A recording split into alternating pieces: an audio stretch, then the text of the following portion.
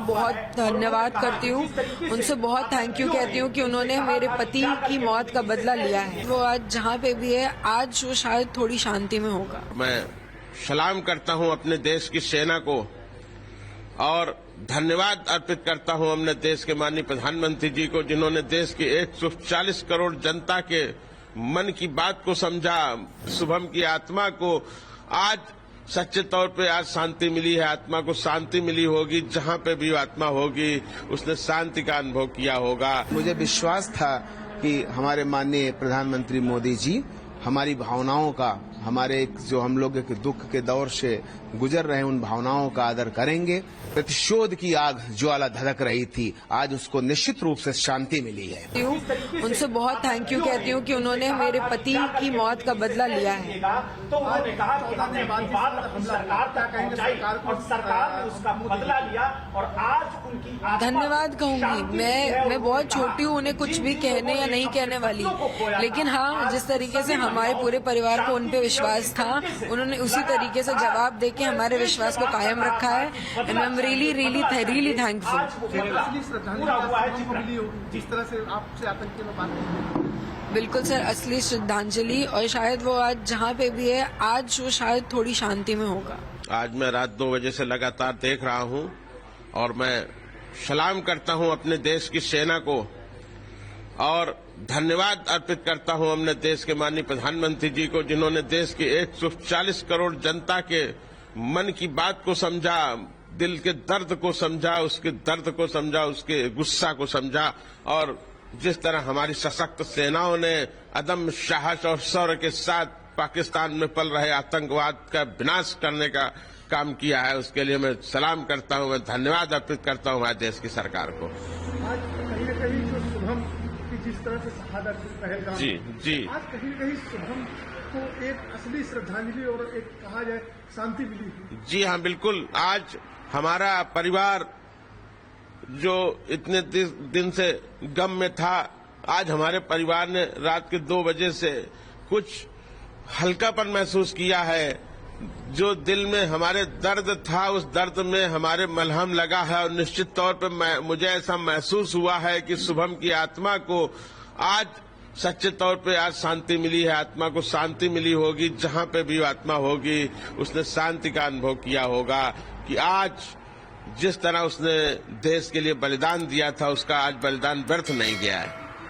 क्या कहना चाहेंगे सेना के लिए और सरकार? सेना के लिए तो मैं बारंबार सेना को मैं सलाम करता हूं, मैं धन्यवाद देता हूं हमारे देश के तीनों सशक्त सेनाओं के वीर जवानों को, जिन्होंने देश की रक्षा के लिए, देश की अस्मिता के लिए अपने धर्म का पालन करते हुए पाकिस्तान में बैठे हुए आतंकवादियों के आकाओं को विध्वंस करके विनाश कर दिया है उन राक्षसों का। मैं सेना को बारंबार सलाम करता हूं और मुझे उम्मीद है कि आने वाले समय में भी अगर किसी तरह की गलत हरकत पाकिस्तान ने करने की कोशिश की तो विध्वंस कर देंगे, विनाश कर देंगे उस आतंकवाद के आका को। कहीं न कहीं एक विश्वास बढ़ा है सेना के प्रति, क्योंकि जिस तरह से आप लोग लगातार कार्रवाई की मांग कर रहे थे, जी, सरकार से मांग कर रहे थे, सरकार के प्रतिनिधि आपके पास आए थे, जी, कहीं न कहीं एक विश्वास भी बढ़ा है। जी हाँ, बिल्कुल। मैं पहले दिन से सरकार से, माननीय देश के माननीय प्रधानमंत्री जी से मांग कर रहा था कि छोटी मोटी कार्रवाई से नहीं, मिलिट्री ऑपरेशन, सेना की कार्रवाई से ही इस तरह के राक्षसों का, इस तरह के दुष्टों का विनाश करके ही आतंकवाद पे काबू पाया जा सकता है। क्योंकि जिस भाषा को ये लोग समझते हैं, जिस भाषा में उनको जवाब देना चाहिए, आज उस भाषा में हमारे देश के प्रधानमंत्री जी ने जवाब दिया है, हमारे देश की सशक्त सेनाओं ने उनको जवाब दिया है। आज उन्होंने आतंकवाद के समूल नाश का शुरुआत कर दी है और निश्चित तौर पर मेरा मानना है कि अब आतंकवाद का समूल नाश ही करेंगे हमारे प्रधानमंत्री जी। आतंकवाद बिल्कुल बर्दाश्त नहीं है किसी भी मुल्क में, किसी भी देश में, चाहे वो हमारा देश हो या कोई और देश। आगे क्या चाहिए? निश्चित तौर पे आतंकवाद पे निर्णायक कार्रवाई का जो दौर शुरू हुआ है जारी रहना चाहिए, इसमें रुकावट नहीं आनी चाहिए और जहां जहां भी हमारी सेना को, हमारी सरकार को ये लगे कि इस जगह से आतंकवाद के बीज का पुनः रोपण हो रहा है, आतंकवाद का प्रशिक्षण शिविर या इस तरह के आतंकी शिविर दोबारा न चालू होने पाए और चालू होने से पहले ही उनको समाप्त कर दिया जाए। बिल्कुल आतंकवाद का समूल विनाश होना चाहिए। पूरे इस देश का 140 करोड़ देशवासी आज निश्चित तौर पर गर्व का अनुभव कर रहा है।